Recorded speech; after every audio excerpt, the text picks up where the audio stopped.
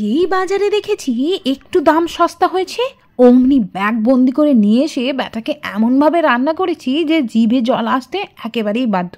আর এরম একটা রান্না থাকলে এক থালা ভাত তো আমার নিমেষেই শেষ হয়ে যায়। বেশ কিছু টমেটো নিয়ে নিয়েছি। এখন যেহেতু শীতকালটা একদম যেতে বসেছে, এই সময় কিন্তু টমেটোর দামটা অনেকটাই কম থাকে। বেশ লাল লাল থেকে টুকটুকে পাকা পাকা কিছু টমেটো নিয়ে এসেছি, ভালো করে ধুয়েও নিলাম। এবার একটা কাপড় নিয়ে ভালো করে সেগুলোকে মুছে নেব, যাতে ময়লা আর জল যেন একটুকু না থাকে।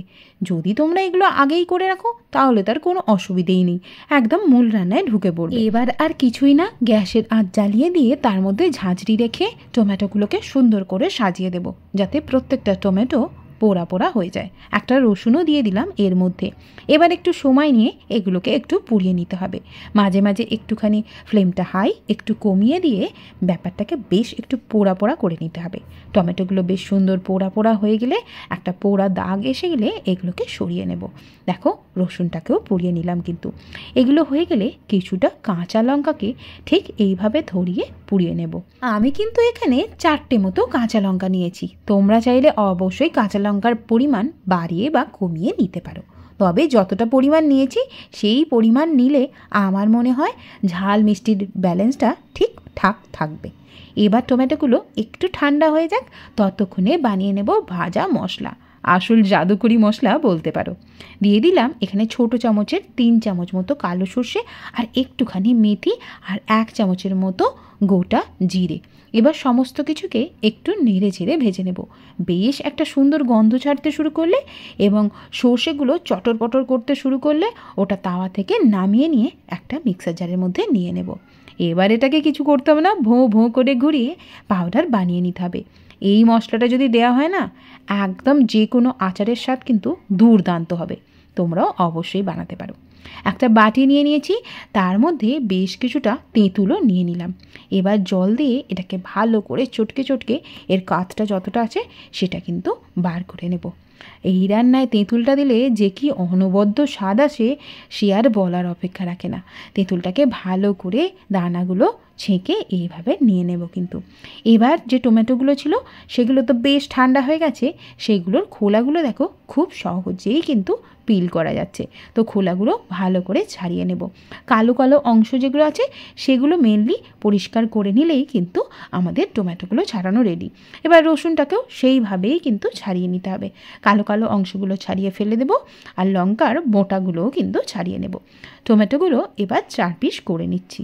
যেহেতু এগুলোকে একটু পেস্ট করব, সেই জন্য একটুখানি কেটে নিলে পেস্টটা বেশ স্মুথ হয়। সেই জন্য মিক্সি মেশিনের বড় যে জারটা হয় সেই জারের মধ্যেই নিয়ে নিচ্ছি, কারণ টমেটোটা একটু বেশি পরিমাণ আছে সেই জন্য। এবার এটাকে পেস্ট বানিয়ে নেব। মূল রান্নায় কিন্তু এবার চলে যাব। এখানে কিন্তু বেশ কিছুটা তেল দিয়ে দিয়েছি, ওই ধরো 1.25 কাপ মতো, মানে এখানে তেলের পরিমাণটা একটু বেশিই লাগবে। দিয়ে দিলাম 2 চামচের মতো গোটা সর্ষে, সামান্য একটু মেথি আর রসুন, আর 4টের মতো শুকনো লঙ্কা ফাটিয়েও দিয়ে দিলাম। রসুনগুলো কিন্তু এখানে আমি একটু খোলা শুদ্ধই রাখার চেষ্টা করেছি, তাহলে কিন্তু বেশ সুন্দর একটা স্বাদ আসে। এবার এটাকে নেড়ে চেড়ে একটু ভেজে নেব। ভেজে নেওয়া হয়ে গেলে সুন্দর একটা গন্ধ ছাড়তে শুরু করলে যে টমেটোটার পেস্ট করে রেখেছিলাম সেটাও এর মধ্যে দিয়ে দেব। দেখতে পাচ্ছ কতটা তেল? এই তেলটা দিলেই কিন্তু আসল স্বাদটা আসবে। আসলে আচার বলে কথা, আচারে তেল একটু বেশি পরিমাণে দিলেই কিন্তু অনেক দিন স্টোর করে রাখা যায়। প্রায় 1 বছর পর্যন্ত স্টোর করে রাখতে পারো যদি এইভাবে তোমরা রান্না করো, কারণ এতে জল পড়ছে না। দিয়ে দিলাম সামান্য একটু কারি পাতা। এবার আর কিছুই না, নেড়ে চেড়ে এটাকে একদম শুকনো হওয়া পর্যন্ত রান্নাটা করতে হবে। আর সেই জন্য যেটা দরকার ধৈর্য ধরে কিন্তু রান্নাটা করতে হবে। তেঁতুলের কাঠটাও দিয়ে দিলাম। এবার সমস্ত কিছু ভালো করে শুকিয়ে নিতে হবে। এটা আমার করতে প্রায় লেগেছিল আধ ঘন্টা মতো। এবার এর মধ্যে কিছু মশলা অ্যাড করে দেব। দিয়ে দেব কাশ্মীরি লঙ্কার গুঁড়ো, যাতে সুন্দর একটা কালার আসে।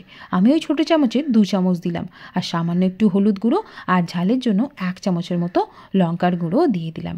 এবার সমস্ত কিছু আবারও নেড়ে চেড়ে মিশিয়ে নিতে হবে। ধৈর্য ধরে এই রান্নাটা যদি একবার করো তাহলে নিজেই নিজেকে তারিফ করবে যে সত্যি ধৈর্য ধরে রান্না করে ফলটা পেয়েছি। দিয়ে দিলাম বেশ কিছুটা চিনি। আমি এখানে 6 চামচের মতো ওই ছোটো চামচের চিনি দিলাম, আর ভর্তি 1 চামচ স্বাদের জন্য দিয়ে দিলাম নুন। এবার সমস্ত কিছু আবারও ভালো করে মিশিয়ে মিশিয়ে এটাকে কষাতে হবে। নিশ্চয়ই তোমরা দেখতে পাচ্ছ জলটা কিন্তু আস্তে আস্তে অনেকটাই টানতে শুরু করেছে এবং তেলটাও ছাড়তে শুরু করেছে। প্রথমে যেটা কিন্তু একেবারেই ছিল না, তেল ছেড়ে ছেড়ে ওপরে কিন্তু ভাসতে শুরু করেছে। রান্নাটা করতে করতে একটা টিপস একটু শেয়ার করে দিই। চেষ্টা করো এই রান্নাটা কিন্তু ননস্টিক কোনো কড়াইতেই করার, তাহলে কিন্তু বেস্ট রেজাল্টটা পাবে। না হলে অনেক সময় কি হয়, আমরা সিলভারের কড়াইতে করলে এটা কিন্তু লেগে যাওয়ার চান্স হাই। সেই জন্য ননস্টিকের কড়াই করলে লাগবে না এবং এটা ভালো করে নেড়ে চেড়ে তেল ছাড়া পর্যন্ত তোমরা রান্নাটা করতে পারো। কি সুন্দর আস্তে আস্তে তেল ছেড়ে দিয়েছে। এবার কিন্তু ভাজা মশলাটা এর মধ্যে অ্যাড করে দেব। আর হ্যাঁ, কথা বলতে বলতে তো ভুলেই গেছি, তোমরা কে কোথা থেকে আমার ভিডিওটা দেখছো জানাতে কিন্তু একেবারেই ভুলো না, তবেই তো তোমাদের ধন্যবাদ জানাতে পারবো নাকি। দেখো কথা বলতে বলতে কি সুন্দর কালারটা চেঞ্জ হয়ে গেছে আর কতটা সুন্দর তেল ছেড়ে দিয়েছে। আর কিন্তু শুকোবো না, এটা একটু ঠান্ডা হয়ে যাক, তারপর এটা ভরে দেব একটা জারের মধ্যে। দেখো এখানে একটা পরিষ্কার কাঁচের জার নিয়ে নিয়েছি আর তার মধ্যেই কিন্তু সমস্তটা ভরে দিচ্ছি। এটা একবার বানালে তোমরা কিন্তু সারা বছর নিশ্চিন্তে খেতে পারো। অবশ্যই কিন্তু ফ্রিজে রাখতে হবে, তবে যেহেতু তেল দেওয়া আছে সেজন্য ফাঙ্গাস হওয়ার চান্স কিন্তু নেই। দেখো কতটা সুন্দর দেখতে হয়েছে। আজকের রান্নাটা কেমন লাগলো কমেন্টে জানাতে একেবারেই ভুলো না। আজকের মতো এটুকুই। তোমরা সবাই ভালো থেকো, সুস্থ থেকো। আবারও হাজির হব নতুন রান্না নিয়ে।